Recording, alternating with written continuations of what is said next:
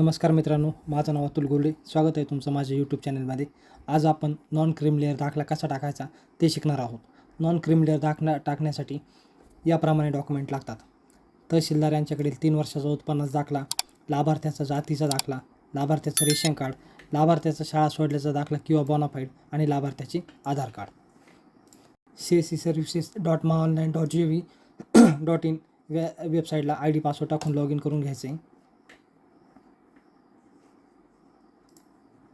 त्यानंतर इथे search सर्व्हिसेसमध्ये non cream layer टाकायचं आहे. त्यानंतर इथे 2 नंबरला नॉन क्रीम लेअर सर्टिफिकेट असं ऑप्शन आहे, त्यावर क्लिक करायचं आहे. त्यानंतर कंटिन्यू या बटनावर क्लिक करायचं आहे. येथे लाभार्थ्याचं इनिशियल घ्यायचं आहे.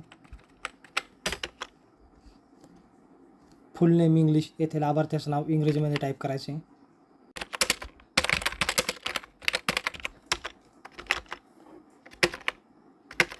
फुल नेम मराठीमध्ये, लाभार्थ्याचं नाव मराठीमध्ये टाईप करायचं आहे.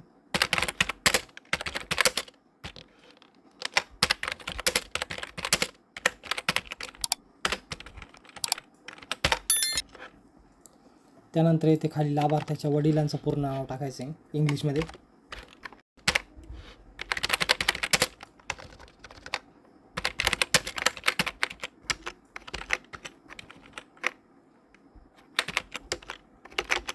लाभार्थ्याच्या वडिलांचं नाव मराठीमध्ये पूर्ण नाव टाकायचं इथे.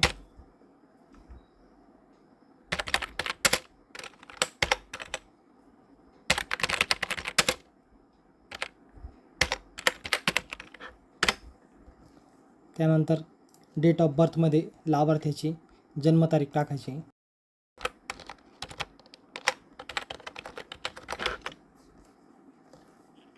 त्यानंतर येथे लाभार्थ्याचा मोबाईल नंबर टाकायचा आहे. त्यानंतर ॲप्लिकंट ॲड्रेसमध्ये आपल्याला लाभार्थीचा पत्ता टाकायचा ॲड्रेस या कॉलममध्ये.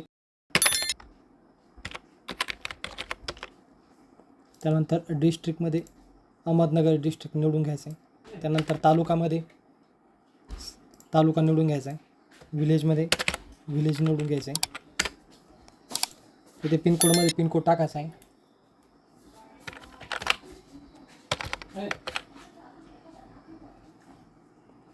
स्टुडंट करंट ऑक्युपेशनमध्ये स्टुडंट निवडायचं आहे, कारण लाभार्थी हा विद्यार्थी आहे. इथं relation of beneficiary with applicant, येथे लाभार्थी हा स्वतःचा अर्जदार आहे, त्यामुळे इथे सेल्फ म्हणायचं आहे. येथे कास्टमध्ये लाभार्थ्याची कास्ट टाकायची जात प्रमाणपत्रावर पाहून.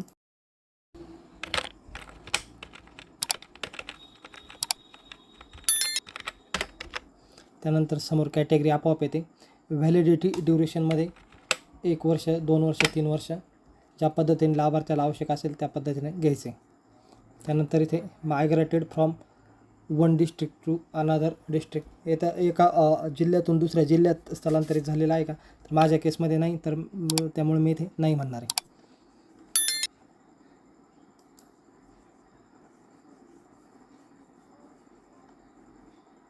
इन्कम डिटेलमध्ये उत्पन्नाच्या प्रमाणपत्रावर पाहून उत्पन्न टाकायचं आहे.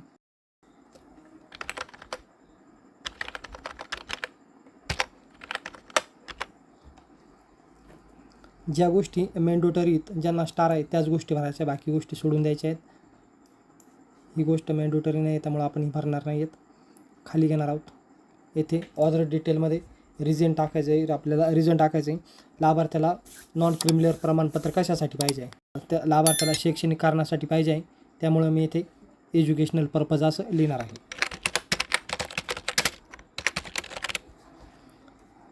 Do you need the affidavit, इथं नो म्हणायचं आहे.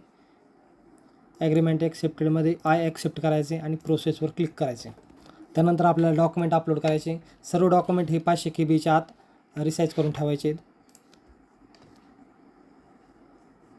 सर्वप्रथम आपण उत्पन्नाचा दाखला अपलोड करणार आहे, त्यामुळे इथे income certificate for the last 3 year issued by tehsildar हा ऑप्शन निवडून घ्यायचा आहे आणि तेथे उत्पन्नाचा दाखला 3 वर्षाचा अपलोड करायचा आहे. डॉक्युमेंट इन्फॉर्मेशनमध्ये आपण काय डॉक्युमेंट अपलोड केली त्या डॉक्युमेंटची माहिती द्यायची आहे.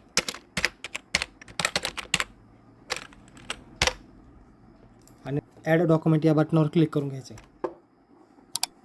डॉक्युमेंट ॲडेड सक्सेसफुली असा मेसेज येईल. ओके म्हणायचे. त्यानंतर आपल्याला आधार कार्ड अपलोड करायचे. येथे आधार कार्ड किंवा UID असा स्वतंत्र ऑप्शन असल्यामुळे फोटो ID ऑफ ॲप्लिकंट हा ऑप्शन घ्यायचा आहे. त्यानंतर त्या ठिकाणी आधार कार्ड अपलोड करायचे आणि डॉक्युमेंट इन्फॉर्मेशनमध्ये आधार कार्ड असं टाईप करायचं आहे.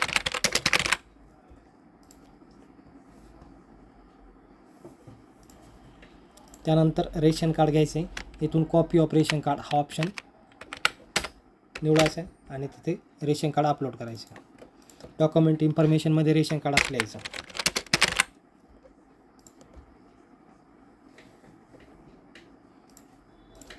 त्यानंतर लाभार्थ्याचं जात प्रमाणपत्र अपलोड करायचं आहे आपल्याला. Copy of caste certificate of applicant असं ऑप्शन घेऊन त्यात जात प्रमाणपत्र अपलोड करायचे.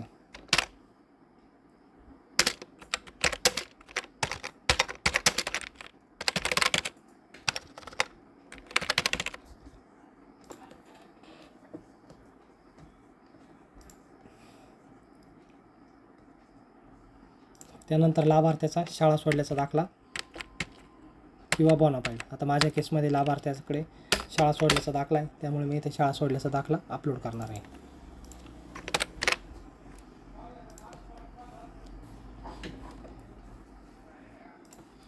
अशा प्रकारे आपण 5 डॉक्युमेंट अपलोड केलेले आहे तिथे. त्यानंतर कंटिन्यू या बटनावर क्लिक करायचं आहे. लाभार्थ्याचा फोटो काढायचा आहे. कॅप्चर, अपलोड आणि प्रोसेस. त्यानंतर आपल्याला या दाखल्याचं पेमेंट करायचं आहे. CSC डिजिटल सेवा वॉलेट या ऑप्शनवर क्लिक करून पे नाव या बटनावर क्लिक करायचं आहे. त्यानंतर इथे आपला पासवर्ड टाकायचा आहे. कन्फर्म म्हणायचं आहे. येथे आपल्या CSC वॉलेटचा पासवर्ड टाकायचा आहे. त्यानंतर CSC वॉलेट पिन टाकायचा आहे आणि पेवर क्लिक करायचे. अशा प्रकारे तुमचं नॉन क्रिमिलेअर सर्टिफिकेट टाकून झालेलं आहे.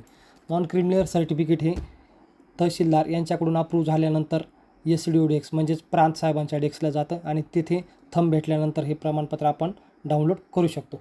जनरली 7 ते 10 दिवसात हे प्रमाणपत्र होतं. अशाच प्रकारच्या नवनवीन व्हिडिओ पाहण्यासाठी माझ्या चॅनलला सबस्क्राईब करा. धन्यवाद.